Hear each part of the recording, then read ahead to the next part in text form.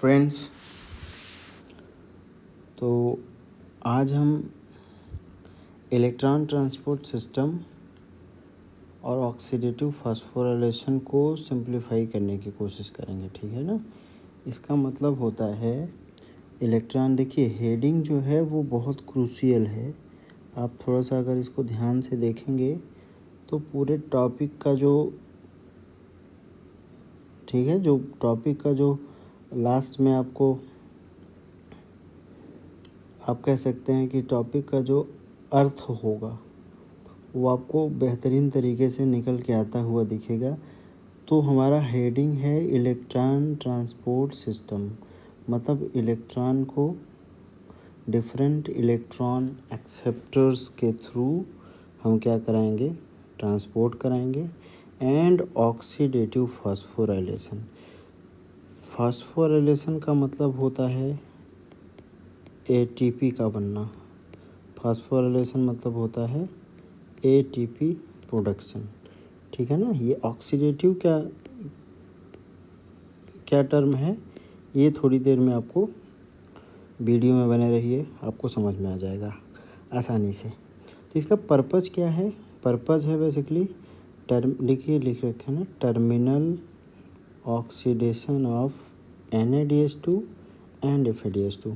तो जो हमने ग्लाइकोलिसिस में या हमने लिंक रिएक्शन में या हमने क्रेब्स साइकिल में NADH2 बनाया, ठीक है ना, NADH2 बनाया, या जो हमको क्रेब्स साइकिल में FADH2 मिला, तो basically NADH2 and FADH2 are act as energy packets. ठीक है ना। ये किसकी तरह बिहेव करते हैं? एनर्जी पैकेट की तरह बिहेव करते हैं। मतलब इनके अंदर जो स्टोर्ड एनर्जी है उसको हमें इलेक्ट्रॉन ट्रांसपोर्ट सिस्टम के अंदर क्या करना है, रिलीज़ कराना है। ठीक है ना। तो इट इज़, देखिए आगे क्या लिख रहे हैं, it is associated with release and utilization. मतलब यहाँ से NADH2 FADH2 के अंदर जो एनर्जी स्टोर्ड है उसको क्या कराना है, रिलीज़ कराना है। उस रिलीज्ड एनर्जी को कन्वर्ट करना है किसमें, ATP में। ध्यान रखना है। इसलिए कभी कभी ATP को बोला जाता है एनर्जी करेंसी। ATP को क्या बोलते हैं, energy currency of the cell. मतलब जो सेल अपने मेटाबॉलिक एक्टिविटी में डिफरेंट पाथवेज में एनर्जी का इस्तेमाल करेगा वो ATP के फॉर्म में करता है। तो मतलब साफ है कि ATP को बनने में एनर्जी लगा होगा। तो जब कभी भी कह रहे हैं कि ATP को मौका मिलेगा टूटने का, तो वो ATP जब ब्रेक होगा तो वो एनर्जी क्या करके जाएगा, वापस करके जाएगा। ठीक है ना। इसका मतलब ये हो गया कि NADH2 FADH2 के अंदर जो स्टोर्ड एनर्जी है उस एनर्जी को क्या कराइए, रिलीज़ कराइए। उस रिलीज्ड एनर्जी का इस्तेमाल करके ATP बनेगा। फर्दर कह रहे हैं जब कभी ज़रूरत पड़ेगी सेल को एनर्जी की, तो वो ATP को तोड़ के उसके अंदर जो स्टोर्ड एनर्जी है उसको क्या करेगा, इस्तेमाल करेगा। एक ये और ज़रूरी इन्फॉर्मेशन हमने यहाँ पे लिख रखा है, oxygen act as final hydrogen acceptor. इसका क्या मतलब होगा, ठीक है ना, कि what is the importance of oxygen in aerobic respiration. तो ऑक्सीजन क्या करता है, ऑक्सीजन जो है वो फाइनल और टर्मिनल हाइड्रोजन एक्सेप्टर की तरह इस्तेमाल होता है। इसको ध्यान में रखना है। ठीक है। नेक्स्ट है हमारा ETS इज़ कंसिस्टिंग ऑफ, यानी electron transport system is consisting of 4 complexes located in inner mitochondrial membrane. ये ज़रूरी बातें थी। ठीक है ना। अब ये कुछ कॉम्प्लेक्सेस को जानना ज़रूरी है। Before going to discuss about electron transport system we must have to know about the complexes. ठीक है ना। तो यहाँ पे कितने कॉम्प्लेक्स इलेक्ट्रॉन, यहाँ पे हमने कितने कॉम्प्लेक्स के नाम लिख रखा है, तो अब देखिए 5 कॉम्प्लेक्स के नाम लिख रखे हैं। इसमें से complex 1 to 4 are associated with electron transport system and complex 5। Complex 5 को अगर आप ध्यान से देखेंगे उसका नाम सजेस्ट कर रहा है, कॉम्प्लेक्स 5 का नाम सजेस्ट कर रहा है वो किसकी तरह काम करेगा, एटीपी। वो कह रहे हैं कि कॉम्प्लेक्स 5 का नाम होता है एटीपी सिंथेस, मतलब जो एसोसिएटेड होगा एटीपी सिंथेसिस से। तो ये कह रहे हैं कि आपको थोड़ा सा अभी इसको पढ़ने की कोशिश करेंगे, फिर धीरे धीरे जैसे जैसे हम आगे बढ़ेंगे तो ये कॉम्प्लेक्सेस के नाम आपको याद पड़ जाएंगे। घबराने की कोई ज़रूरत नहीं है, बहुत कंसंट्रेट करके, बहुत फोकस करके इसको स्टेप बाय स्टेप खाली देखने की कोशिश करना है, ठीक है ना। यहाँ पे हमने लिख रखा है कॉम्प्लेक्स 1 को बोलते हैं FMN। कॉम्प्लेक्स 1 का क्या नाम है, FMN NADH2 dehydrogenase complex number 1, ठीक है ना। कॉम्प्लेक्स 2 का नाम क्या होता है, कॉम्प्लेक्स 2 को बोलते हैं FADH2 डिहाइड्रोजिनेज और सक्सीनेट डिहाइड्रोजिनेज, ठीक है ना। फिर से बोलिए, कॉम्प्लेक्स 1 का नाम क्या होगा, FMN मतलब फ्लेविन मोनो न्यूक्लियोटाइड। FMN मतलब flavin mono nucleotide. FADH2 dehydrogenase और succinate dehydrogenase complex number 2। Complex 3 को बोलते हैं cytochrome B and cytochrome C1। Cytochrome B and cytochrome C1, ठीक है ना। तो इसको ध्यान में रखना है। नेक्स्ट है हमारा कॉम्प्लेक्स नंबर 4 जिसको हम लोग cytochrome A, cytochrome A3 with 2 copper centre. Cytochrome A, cytochrome A3 with 2 copper centre. और पांचवा जो कॉम्प्लेक्स है उसको हम लोग ATP सिंथेस या ATPase कॉम्प्लेक्स के नाम से जानते हैं, ठीक है ना। तो अब कह रहे हैं कि अगर आपको माइटोकॉन्ड्रिया के स्ट्रक्चर के बारे में थोड़ा सा आइडिया लगाना हो, क्या उसका क्या इम्पोर्टेंस है, तो उसको समझने की कोशिश करते हैं थोड़ा सा ना। तो ये है माइटोकॉन्ड्रिया का आउटर मेम्ब्रेन, ठीक है। और ये पूरा क्या है, ये पूरा है इनर मेम्ब्रेन। इनर मेम्ब्रेन, अब ये जो इनर मेम्ब्रेन है आपको देखने को मिल रहा है ना, इनर मेम्ब्रेन का ये आउटर सरफेस होगा, ठीक है। और उसी इनर मेम्ब्रेन का ये क्या होगा, इनर सरफेस। यानी इनर मेम्ब्रेन के 2 सरफेस होंगे, एक इनर सरफेस होगा जो किधर साइड में होगा, माइटोकॉन्ड्रिया के मैट्रिक्स साइड में होगा, ठीक है ना। और जो आउटर सरफेस है, तो ये जो गैप है, ये जो गैप है, इस गैप को क्या नाम देते हैं,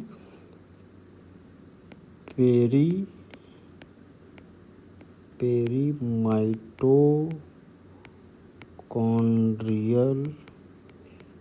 स्पेस, या इसी को कभी कभी इंटर मेम्ब्रेनस स्पेस भी बोलते हैं, ठीक है ना।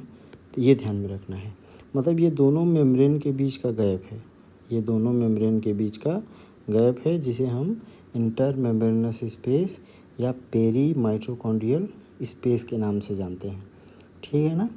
तो यहाँ तक ये बात समझ में आई होगी आपको। तो ये मैट्रिक्स साइड होगा, ध्यान रखना है, ये मैट्रिक्स साइड है। और हमारे पास अब हमको आगे देखिए, तो यहाँ पे इलेक्ट्रॉन को बेसिकली हमारा पर्पस क्या है, इलेक्ट्रॉन को ट्रांसपोर्ट कराना है, ठीक है ना। ये इलेक्ट्रॉन है किसका, तो देखिए हमारे पास कह रहे हैं कि जो जैसे मान लीजिए हमारे पास सबस्ट्रेट के नाम पे यहाँ पे कौन कौन हो सकता है, NADH2 हो सकता है, FADH2 हो सकता है। तो हम स्टेप बाय स्टेप एक बार हम पहले NADH2 को लेके देखेंगे कि क्या होता है, फिर दूसरे स्टेप में हम देखेंगे कि FADH2, ठीक है ना, FADH2 के साथ क्या होता है। अब NADH2 देखिए, अगर आपको याद होगा तो क्रेब्स साइकिल में NAD प्लस कन्वर्ट हो रहा था NADH2 में, मतलब NAD प्लस कन्वर्ट हुआ था NADH2 में। कहने का मतलब ये है कि NAD प्लस का क्या हुआ था, रिडक्शन हुआ था। कहाँ हुआ था सर, क्रेब्स साइकिल में। कहाँ हुआ था, क्रेब्स साइकिल में, या कहाँ हुआ था, ग्लाइकोलाइसिस में, ठीक है ना। क्रेब्स साइकिल और ग्लाइकोलिसिस में। तो अब ये कह रहे हैं कि ये जो वहाँ पे रिड्यूस हुआ था, अब फर्दर यहाँ पे क्या होता है इसका कि NaDH2 को कन्वर्ट कराया जाता है किस में, NAD+ में। मतलब कैसे हो सकता है, इसको कैसे देख सकते हैं कि वो जो ये जो कह रहे हैं कि ये इसका रिडक्शन हुआ था, अब इसको क्या कराना है, यहाँ पे ऑक्सीडाइज कराना है। इसको क्या कराना है, ऑक्सीडाइज कराना है, ठीक है ना। ऑक्सीडाइज कराएंगे तो ये फिर से किस में कन्वर्ट हो जाएगा, NaDH2 कन्वर्ट हो जाएगा किस में, NAD+ में। और 2 हाइड्रोजन है इसके पास, तो 2 हाइड्रोजन मतलब 2 हाइड्रोजन के पास कह रहे हैं 2 प्रोटॉन होगा और 2 इलेक्ट्रॉन। अब ये जो इलेक्ट्रॉन है, ये इलेक्ट्रॉन क्या करेगा, डिफरेंट इलेक्ट्रॉनिक एक्सेप्टर्स के थ्रू होते हुए ये ट्रेवल करेगा, ठीक है ना। इसीलिए इसका नाम पड़ा इलेक्ट्रॉन ट्रांसपोर्ट सिस्टम। इसलिए इसका क्या नाम पड़ गया, इलेक्ट्रॉन ट्रांसपोर्ट सिस्टम, ठीक है ना। अब यहाँ पे देखिए, यहाँ पे ये जो इलेक्ट्रॉन को एक्सेप्ट करने वाले मॉलिक्यूल हैं, ठीक है ना, उनके लिए ज़रूरी बात है, ठीक है ना। तो सबसे पहले इलेक्ट्रॉन किसको मिलेगा, जिसका रिडक्शन पोटेंशियल क्या होगा, हाई होगा। सबसे पहले इलेक्ट्रॉन किसको मिलेगा, जिसका रिडक्शन पोटेंशियल हाई होगा। फिर उसके बाद इलेक्ट्रॉन, मतलब इलेक्ट्रॉन का फ्लो कहाँ से कहाँ होगा, higher reduction potential to lower reduction potential. Electron का फ्लो कहाँ से कहाँ होगा, higher reduction potential to lower reduction potential. कहने का मतलब ये है कि पहले इलेक्ट्रॉन उसको मिलेगा जिसका रिडक्शन पोटेंशियल ज़्यादा होगा, ठीक है ना। फिर कह रहे हैं कि वो इलेक्ट्रॉन फर्दर किसको मिलेगा, जिसका रिडक्शन पोटेंशियल कम होगा। या हम ऐसे कह सकते हैं कि इलेक्ट्रॉन ट्रांसपोर्ट सिस्टम के अंदर इलेक्ट्रॉन का जो फ्लो होता है वो higher reduction potential to lower reduction potential होता है। यहाँ तक कोई कन्फ्यूजन नहीं होना चाहिए, ठीक है ना। अब देखिए, ये इलेक्ट्रॉन सबसे पहले किसको मिला, FMN को। FMN को इलेक्ट्रॉन मिला, FMN ने इलेक्ट्रॉन किसको ट्रांसफ़र कर दिया, FMN ने अपने इलेक्ट्रॉन को आयरन सल्फर प्रोटीन कॉम्प्लेक्स को दे दिया, ठीक है ना। अब आयरन सल्फर प्रोटीन कॉम्प्लेक्स के बाद ये कह रहे हैं इलेक्ट्रॉन किसको मिलता है, यूबीक्विनोन को। किसको मिलता है, तो यूबीक्विनोन के बारे में ध्यान रखना। यूबीक्विनोन जो है वो इलेक्ट्रॉन एक्सेप्टर की तरह काम नहीं करता है, ये किसकी तरह काम करता है, हाइड्रोजन एक्सेप्टर। मतलब ये जो यूबीक्विनोन है वो किसकी तरह काम करेगा, हाइड्रोजन एक्सेप्टर। तो देखिए, इसको कह रहे हैं कि यूबीक्विनोन को क्या चाहिए, हाइड्रोजन चाहिए। इसे डायरेक्ट कह रहे हैं इलेक्ट्रॉन से कोई फ़ायदा नहीं होगा, ठीक है ना। तो कहने का मतलब ये है, देखिए ये जो मैट्रिक्स साइड है, मैट्रिक्स से यहाँ से कह रहे हैं प्रोटॉन एंटर करता है, मैट्रिक्स से प्रोटॉन एंटर करता है, और इधर से देखिए आप इलेक्ट्रॉन आ रहा है। इलेक्ट्रॉन प्रोटॉन दोनों मिलेंगे, ठीक है। इलेक्ट्रॉन प्रोटॉन दोनों मिलके क्या बना देंगे, हाइड्रोजन बना देते हैं, और यूबीक्विनोन को क्या कर देते हैं, रिड्यूस कर देते हैं। तो यूबीक्विनोन रिड्यूस होने के बाद ये फर्दर इसे क्या होना है, ऑक्सीडाइज होना है। तो जब ये ऑक्सीडाइज होने लगेगा, ठीक है ना, तो ऑक्सीडेशन में इसने अपने इलेक्ट्रॉन को फर्दर किसको ट्रांसफ़र कर दिया, साइटोक्रोम बी को। साइटोक्रोम बी ने इलेक्ट्रॉन किसको दिया, आयरन सल्फर प्रोटीन कॉम्प्लेक्स को। आयरन सल्फर प्रोटीन कॉम्प्लेक्स से इलेक्ट्रॉन कहाँ पहुंच गया, साइटोक्रोम C1 को, ठीक है ना। ये रहा हमारा कॉम्प्लेक्स नंबर 1, ये रहा हमारा कॉम्प्लेक्स नंबर 3, ठीक है ना। अब यहाँ से देखिए, ये साइटोक्रोम C1 अपने इलेक्ट्रॉन को किसको ट्रांसफ़र करता है, साइटोक्रोम C को। इसका पूरा नाम क्या होगा, साइटोक्रोम C, ठीक है ना।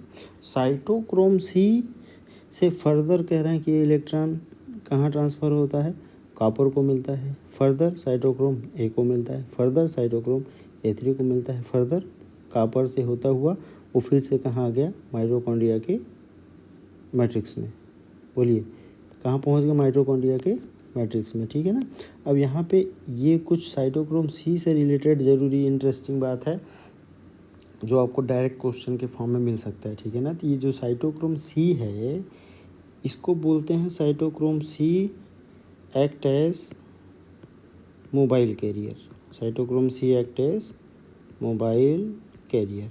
मतलब ये डायरेक्ट कह रहे हैं मेम्ब्रेन से एसोसिएटेड नहीं होता है, ये कॉम्प्लेक्स 3 और 4 के बीच में क्या करता है, स्लाइड करता है। या कभी कभी पूछा जाता है कि कॉम्प्लेक्स 3 और 4 को जोड़ने का काम किसका है, तो साइटोक्रोम सी का है, ठीक है ना।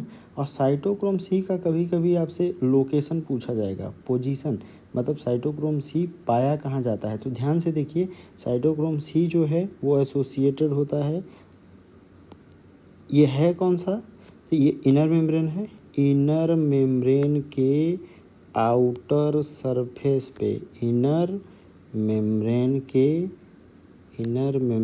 के आउटर सरफेस पे साइटोक्रोम सी लगा होता है। और साइटोक्रोम सी किसको किसको कनेक्ट कर रहा है, कॉम्प्लेक्स नंबर 3 को और कॉम्प्लेक्स नंबर 4 को, ठीक है ना। यहाँ से कह रहे हैं कि इलेक्ट्रॉन घूमता हुआ फिर से कहाँ आ गया, बोलिए, माइटोकॉन्ड्रिया के मैट्रिक्स में आ गया। यहाँ तक बात क्लियर है, ठीक है ना।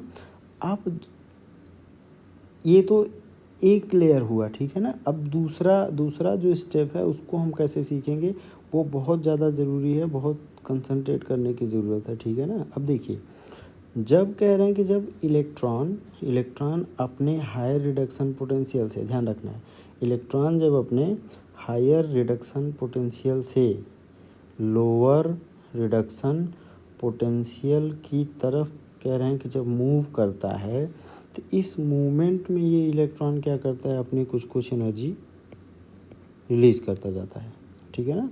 उस रिलीज्ड एनर्जी का इस्तेमाल मेम्ब्रेन करती है, उस रिलीज्ड एनर्जी का इस्तेमाल कौन करती है, मेम्ब्रेन करती है। और मेम्ब्रेन उस एनर्जी का इस्तेमाल करके प्रोटॉन को माइटोकॉन्ड्रिया के मैट्रिक्स से, ठीक है ना, माइटोकॉन्ड्रिया के मैट्रिक्स से इंटर मेम्ब्रेनस स्पेस की तरफ कह रहे हैं कि इसको क्या कर लिया जाता है, मूव करा लिया जाता है, ठीक है ना। तो इसमें क्या होता है, देखिए, ये जो कॉम्प्लेक्स 1 दिखाई दे रहा है आपको, कॉम्प्लेक्स 1 से ध्यान रखना है इसको, कॉम्प्लेक्स 1 से कितने प्रोटॉन इंटर करते हैं, कॉम्प्लेक्स 1 से 4 प्रोटॉन, ठीक है ना। और कॉम्प्लेक्स 3 से कितने प्रोटॉन, 4 प्रोटॉन। और कॉम्प्लेक्स 4 से कितने प्रोटॉन, 2 प्रोटॉन। तो आप कहेंगे कि सर यहाँ कॉम्प्लेक्स 4 से 2 ही प्रोटॉन क्यों कह रहे हैं कि एंट्री किए, तो जैसे जैसे कह रहे हैं कि जब आप आगे बढ़ते हैं, ठीक है ना, आगे बढ़ते हैं, तो ये जो रिडक्शन पोटेंशियल का गैप है ये लगातार कह रहे हैं घटता चला जाता है, ठीक है ना। रिडक्शन पोटेंशियल का गैप जो है वो लगातार घटता चला जाता है, तो रिडक्शन पोटेंशियल का गैप घटेगा, ठीक है ना। रिडक्शन पोटेंशियल का गैप घटेगा तो इवॉल्व जो एनर्जी है उसका अमाउंट भी क्या होने लगेगा, धीरे धीरे कम होने लगेगा। तो आप देख पा रहे हैं कि 2 इलेक्ट्रॉन को ट्रांसपोर्ट कराने के करेस्पॉन्डिंग कितना प्रोटॉन अंदर गया, तो 4 प्रोटॉन यहाँ से, देखिए ध्यान से, 4 प्रोटॉन कॉम्प्लेक्स 1 से, 4 प्रोटॉन कॉम्प्लेक्स नंबर 3 से, और 2 प्रोटॉन कॉम्प्लेक्स नंबर 4 से, ठीक है ना।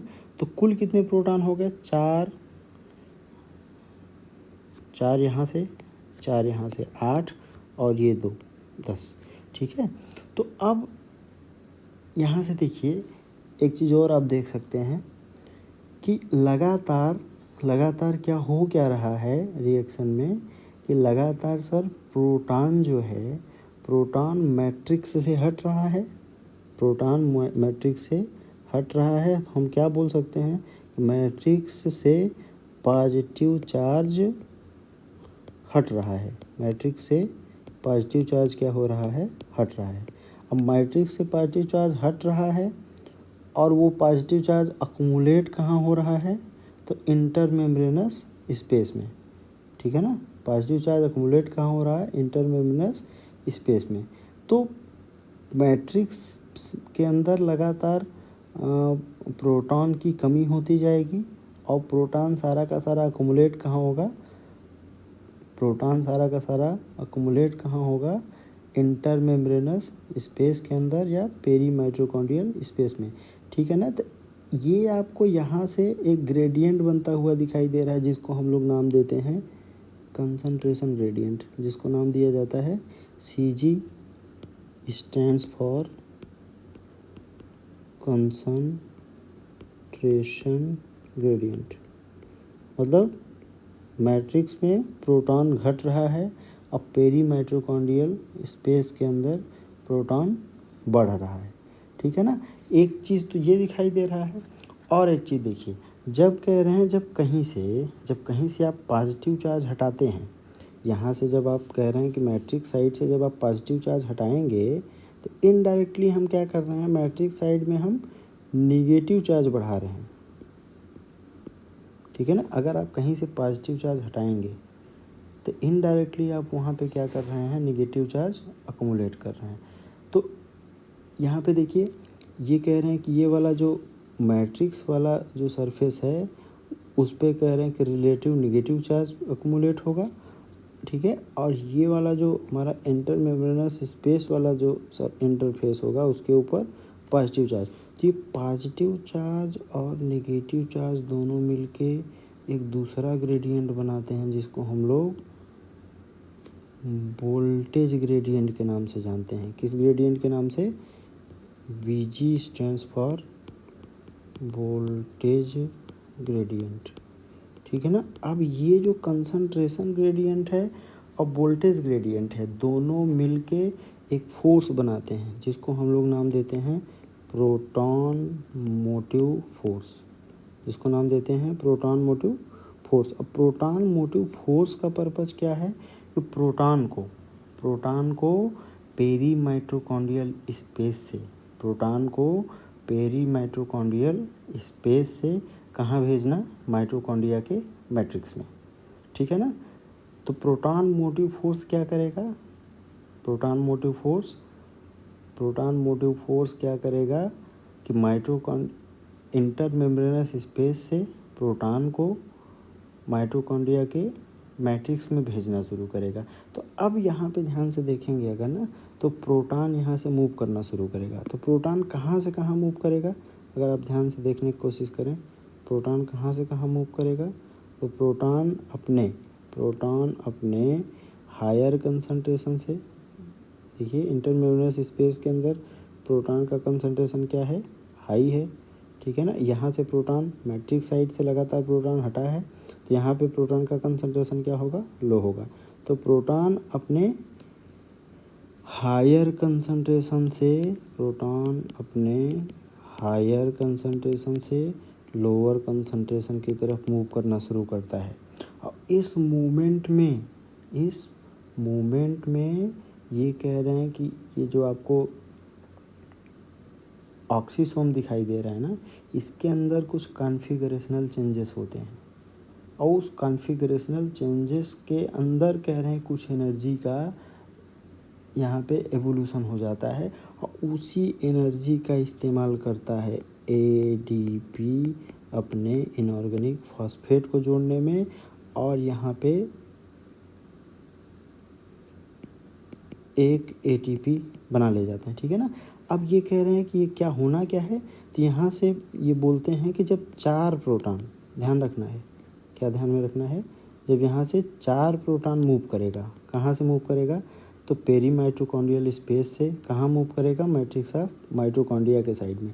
ठीक है ना, तो यहाँ से जब 4 प्रोटॉन मूव करेगा तो एक ATP बनेगा। तो हमारे पास 4 प्रोटॉन मूव करेगा तो एक ATP बनेगा। हमारे पास प्रोटॉन कुल कितने हैं? 10 प्रोटॉन हैं, तो 4 से एक ATP, फिर 4 प्रोटॉन के करस्पॉन्डिंग एक ATP, दूसरा 4 प्रोटॉन के करस्पॉन्डिंग एक और ATP, 2 प्रोटॉन, ये वाले 2 प्रोटॉन के करस्पॉन्डिंग कितना ATP? 0.5 ATP। ठीक है ना, तो ये कह रहे हैं कि यहाँ से हमें क्या देखने को मिलेगा कि ये जो ATP की वैल्यू आएगी वो कितनी आएगी? 2.5 ATP। इसी 2.5 ATP को +2 के लेवल पे या NCERT के लेवल पे, ठीक है ना, ये बताते हैं कि इसकी वैल्यू कितनी होगी? 3 ATP के बराबर होगी। ठीक है ना, ATP की वैल्यू कितनी होगी? 3 ATP के बराबर। ठीक है ना, यानी एक NADH2 कितना ATP बनाएगा? एक NADH2 कितना ATP बनाएगा? वो 3 ATP बनाएगा। ठीक है। तो एटीपी बनने का जो तरीका होता है इसको बोला जाता है फास्फोराइलेशन, यानी production of ATP is known as phosphorylation. और एक टर्म आया देखिए यहाँ पे ना, पूरे को इकट्ठे क्या बोलते हैं, ऑक्सीडेटिव फास्फोराइलेशन। पूरे को इकट्ठे क्या बोलते हैं, ऑक्सीडेटिव फास्फोराइलेशन। तो देखिए यहाँ पे ऑक्सीडेशन हो रहा है, NaDH2 कन्वर्ट हुआ है किसमें, NAD+ में, ठीक है ना, यानी इसने अपने हाइड्रोजन को रिलीज किया है। हाइड्रोजन का रिलीज होना मतलब ऑक्सीडेशन। तो दोनों को इकट्ठे अगर हम पढ़ेंगे तो क्या बोल सकते हैं, दोनों को इकट्ठे ऑक्सीडेटिव फास्फोराइलेशन, ठीक है ना। तो ऑक्सीडेटिव, तो पूरा हमारा हेडिंग देखिए, स्टार्टिंग में हेडिंग का क्या नाम था हमारे, इलेक्ट्रॉन ट्रांसपोर्ट सिस्टम, ये बात आप समझ गए, ठीक है ना। एंड ऑक्सीडेटिव फास्फोराइलेशन और terminal oxidation of NaDH2 and FADH2, ठीक है ना। तो आप ये देख पाए हैं कि एक NaDH2 ने जब अपने इलेक्ट्रॉन को ट्रांसपोर्ट किया तो उस ट्रांसपोर्टेशन में कुल कह रहे हैं, कुल कितना ATP हमको बनता हुआ दिखाई दे रहा है, 3 ATP, ठीक है ना। तो ये तो NaDH2 की बात हो गई। अब हमारे पास सबस्ट्रेट, हमने स्टार्टिंग में क्या बात कही थी आपको कि सबस्ट्रेट हमारे पास या तो NaDH2 होगा या तो सबस्ट्रेट क्या होगा, FADH2 होगा। तो अब NaDH2 की कहानी पूरी क्लियर हो चुकी है। अब थोड़ा सा आप FADH2 को देखने की कोशिश करिए। तो FADH2 जो है, FADH2 अपने इलेक्ट्रॉन को, ध्यान रखना है, FADH2 अपने इलेक्ट्रॉन को कॉम्प्लेक्स नंबर 1 को ना देके, कॉम्प्लेक्स नंबर 1 को ना देके वो अपने इलेक्ट्रॉन को किसको डायरेक्ट ट्रांसफ़र करता है, कॉम्प्लेक्स नंबर 2 को, ठीक है ना, कॉम्प्लेक्स नंबर 2 को। मतलब कह रहे हैं जब FADH2 अपना इलेक्ट्रॉन कह रहे हैं ट्रांसफ़र करेगा तो कॉम्प्लेक्स 1 को क्या करेगा, स्किप करेगा। तो आप ध्यान से अगर देखेंगे तो अगर कॉम्प्लेक्स 1 स्किप होगा तो कॉम्प्लेक्स 1 के करस्पॉन्डिंग यहाँ से जो 4 प्रोटॉन एंटर कर रहे थे ये एंटर नहीं कर पाएंगे, ठीक है ना। ये जो 4 प्रोटॉन एंटर कर रहे थे वो एंटर नहीं कर पाएंगे। अगर ये एंटर नहीं करेंगे तो देखिए 4 प्रोटॉन कॉम्प्लेक्स नंबर 3 से एंटर करते हैं और 2 प्रोटॉन कॉम्प्लेक्स नंबर 4 से, ठीक है ना। तो यहाँ पे आप क्या देखेंगे कि इस 4 प्रोटॉन के करस्पॉन्डिंग यहाँ से कह रहे हैं कितने ATP बनेगा, ये इस 4 प्रोटॉन के करस्पॉन्डिंग यहाँ पे ADP plus inorganic phosphate ATP, ठीक है ना। यहाँ से 4 प्रोटॉन और क्या है हमारे पास, 2 प्रोटॉन, तो 2 प्रोटॉन के करस्पॉन्डिंग 0.5 ATP, 4 प्रोटॉन के करस्पॉन्डिंग 1 ATP। तो पूरा इसको कह रहे हैं कि इसको आप ऐड करेंगे तो एक वैल्यू कितनी निकल के आएगी, 1.5 ATP। इसी को बोलते हैं 1.5 ATP को ये मान रहे हैं 2 ATP, ठीक है। यानी एक, देखिए एक NaDH2 कितना ATP देगा, 3 ATP देगा। एक FADH2 कितना ATP देगा, 2 ATP देगा, ठीक है ना। तो ये बात ध्यान में रखना था। यही बोला था हमने ना कि NaDH2 और FADH2 के अंदर जो स्टोर्ड एनर्जी है उसको इवॉल्व कराएंगे और उसको यूटिलाइज़ कराएंगे, ठीक है ना। तो ये बात हो गई। अब एक लाइन और हमने लिखी थी, ठीक है ना, कि ऑक्सीजन एक्ट एज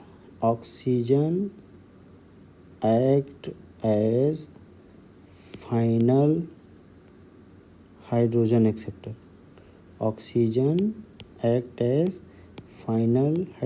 एक्सेप्टर। देखिए होता क्या है कि यहाँ से ये जो इलेक्ट्रॉन कह रहे हैं, इलेक्ट्रॉन ये घूमते हुए पहुँच गया फिर से कहाँ, फिर से पहुँच गया माइटोकॉन्ड्रिया के मैट्रिक्स में। तो माइटोकॉन्ड्रिया के मैट्रिक्स में जैसे ही कह रहे हैं इलेक्ट्रॉन की एंट्री होती है, ठीक है ना, वो मिल जाता है किससे, प्रोटॉन के साथ, क्योंकि प्रोटॉन की कमी, आप ध्यान से देखिए ना, प्रोटॉन की कमी, मैट्रिक्स में प्रोटॉन की कमी नहीं है। प्रोटॉन, ढेर सारा प्रोटॉन यहाँ पे प्रेजेंट होता है और वो प्रोटॉन कह रहे हैं कि इलेक्ट्रॉन के साथ एसोसिएट होता है और वो क्या बना देता है, हाइड्रोजन बनाता है। अब इस हाइड्रोजन को कौन एक्सेप्ट करता है, ऑक्सीजन, और यहाँ से क्या बनता है, ये कह रहे हैं पानी बनता है। इस पानी को नाम दिया जाता है, इस वाटर को नाम देते हैं मेटाबॉलिक वाटर। इस पानी को क्या नाम देते हैं, मेटाबॉलिक वाटर। तो अब फिर से इसको हम अगर ब्रीफ करने की कोशिश करें इलेक्ट्रॉन ट्रांसपोर्ट सिस्टम को, तो ध्यान से देखिए, electron transport system and oxidative phosphorylation. तो ऑक्सीडेटिव का क्या मतलब होगा यहाँ पे, ऑक्सीडेशन। फास्फोराइलेशन का क्या मतलब होगा, एटीपी प्रोडक्शन। ठीक है, यहाँ पे लिखा it is associated with release and utilization of energy stored in NADH2 and FADH2। यानी NADH2 FADH2 के अंदर जो स्टोर्ड एनर्जी है उसको बाहर निकालेंगे और उस एनर्जी को कन्वर्ट करेंगे किस फॉर्म में, ATP के फॉर्म में। ठीक है ना। अब लिखा है ऑक्सीजन एक्ट एज फाइनल और टर्मिनल हाइड्रोजन एक्सेप्टर। ये बात भी आपको क्लियर कट समझ में आ गई होगी। Electron transport system is consisting of 4 complexes located in inner mitochondrial membrane. ये बात भी आप समझ गए। अब पहले का कॉम्प्लेक्स 1 का नाम क्यों FMN-NADH2 पड़ा, तो आप ध्यान से देखिए ना, FMN देखिए, FMN ये पहली बार कह रहे हैं, FMN ने क्या किया, इलेक्ट्रॉन को एक्सेप्ट किया है, FMN यहाँ से हो गया। और क्या नाम है इसका, NADH2 डिहाइड्रोजिनेज। यानी कॉम्प्लेक्स 1 जो है वो एसोसिएटेड होता है, FMN कह रहे हैं इसका प्राइमरी एक्सेप्टर होगा, प्राइमरी इलेक्ट्रॉन एक्सेप्टर होगा। और यहाँ पे क्या होता है, और यहाँ पे क्या होता है, NADH2 डिहाइड्रोजिनेज। NADH2 का डिहाइड्रोजिनेशन हो रहा है, मतलब NADH2 से हाइड्रोजन को बाहर किया जा रहा है, इसलिए इसका क्या नाम पड़ गया। ठीक है ना, FMN NADH2 डिहाइड्रोजिनेज कॉम्प्लेक्स। दूसरे को FADH2 डिहाइड्रोजिनेज या सक्सिनेट डिहाइड्रोजिनेज बोल रहे हैं। ठीक है ना।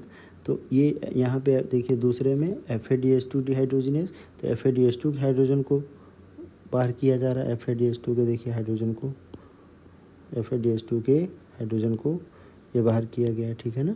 तीसरे कॉम्प्लेक्स का नाम क्या है, साइटोक्रोम B, साइटोक्रोम C1। ये देखिए, तीसरे कॉम्प्लेक्स को cytochrome B and cytochrome C1।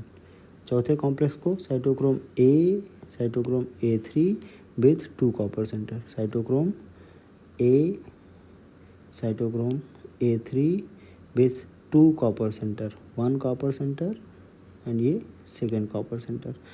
पांचवें कॉम्प्लेक्स को क्या बोलते हैं, ATP सिंथेज या ATPase कॉम्प्लेक्स। तो ATPase कॉम्प्लेक्स क्यों, क्योंकि complex 5 is associated with ATP production और फास्फोराइलेशन। ठीक है ना। तो कैसे यहाँ पे ये कंसंट्रेशन ग्रेडियंट बना, कैसे यहाँ पे वोल्टेज ग्रेडियंट बना, और कंसंट्रेशन ग्रेडियंट वोल्टेज ग्रेडियंट दोनों मिल के क्या बनाते हैं, प्रोटॉन मोटिव फोर्स बनाते हैं। प्रोटॉन मोटिव फोर्स का काम क्या है, पेरी माइटोकॉन्ड्रियल स्पेस या इंटर मेम्ब्रेनस स्पेस से प्रोटॉन को उसके हायर कंसंट्रेशन से, प्रोटॉन को उसके हायर कंसंट्रेशन से लोअर कंसंट्रेशन की तरफ क्या किया जाता है, मूव कराया जाता है। ठीक है ना। तो उस मूवमेंट में कह रहे हैं कुछ एनर्जी क्या होती है, रिलीज होती है। उस रिलीज एनर्जी का इस्तेमाल एडिनोसिन डाइफॉस्फेट अपने इनऑर्गेनिक फॉस्फेट को जोड़ने में कर लेता है। और यहाँ से कह रहे हैं कि प्रोडक्शन किसका हो जाता है, ATP का प्रोडक्शन होता है। ATP प्रोडक्शन को हमने क्या नाम दिया, फास्फोराइलेशन। पूरे को हम इकट्ठे क्या बोलते हैं, ऑक्सीडेटिव फास्फोराइलेशन। ऑक्सीडेशन किसका हो रहा है, NADH2 का, FADH2 का। फास्फोराइलेशन का क्या मतलब है, ATP का प्रोडक्शन। ठीक है ना। तो ये पूरी कहानी रही हमारे इलेक्ट्रॉन ट्रांसपोर्ट। अच्छा देखिए, अगर यहाँ पे जैसे हमारे सेल्स के अंदर अगर ऑक्सीजन नहीं होगा, ऑक्सीजन नहीं होगा तो इस हाइड्रोजन को एक्सेप्ट नहीं किया जाएगा। इस हाइड्रोजन को एक्सेप्ट नहीं किया जाएगा मतलब कह रहे हैं कि ये हाइड्रोजन को एक्सेप्ट नहीं कर, मतलब हाइड्रोजन को एक्सेप्ट करने वाला ऑक्सीजन है। ठीक है, ऑक्सीजन नहीं है तो ये इलेक्ट्रॉन प्रोटॉन की जो बाइंडिंग है ये अफेक्ट होने लगेगी। तो ये इलेक्ट्रॉन है किसका, ये इलेक्ट्रॉन है NADH2 का होगा या FADH2। यहाँ पे आप देखेंगे तो ये FADH2 का है, यहाँ आप देखेंगे तो ये किसका है, NaDH2 का है। तो इलेक्ट्रॉन किसका होगा, या तो NaDH2 का या FADH2 का। तो ये जो इलेक्ट्रॉन के डोनर हैं, ठीक है ना, इनका जो प्रोडक्शन हाउस है उसी को सीज कर दिया जाता है, ठीक है। तो ये बेसिकली ये कुल बनते कहाँ हैं, तो ये कह रहे हैं कि सर ये मैट्रिक्स के अंदर बनते हैं ड्यूरिंग क्रेब्स साइकिल। तो क्रेब्स साइकिल बंद हो जाएगा वहाँ से, ठीक है ना।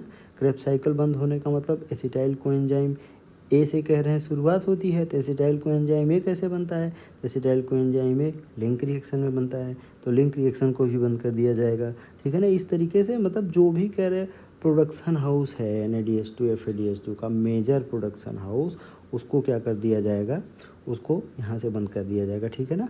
अब आपके दिमाग में एक बात और आएगी कि सर फिर क्रेब्स साइकिल लिंक रिएक्शन कह रहे हैं वो तो बंद हो जाएगा, लेकिन ग्लाइकोलिसिस का क्या होगा, तो ग्लाइकोलिसिस के अंदर भी तो कह रहे हैं NaDH2 बन रहा था, ठीक है ना।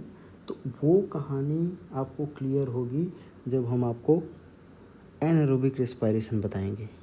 वो कहानी आपको क्लियर होगी जब हम आपको एनएरोबिक रेस्पिरेशन बताएंगे। तो यहाँ पे एक बार फिर से कह रहे हैं, इसका जो इम्पॉर्टेंट पॉइंट था कि इलेक्ट्रॉन कहाँ से कहाँ मूव करता है, higher reduction potential to lower reduction potential, ध्यान रखना, ठीक है ना। Higher reduction potential to lower reduction potential move करता है, ठीक है ना। और FADH2 अपने इलेक्ट्रॉन को कॉम्प्लेक्स नंबर सेकेंड को हैंड ओवर करता है। NaDH2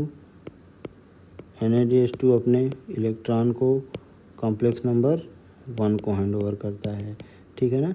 4 प्रोटॉन मूव करेगा, 4 प्रोटॉन के मूवमेंट के करस्पॉन्डिंग एक ATP बनता है, ध्यान रखना, ठीक है ना।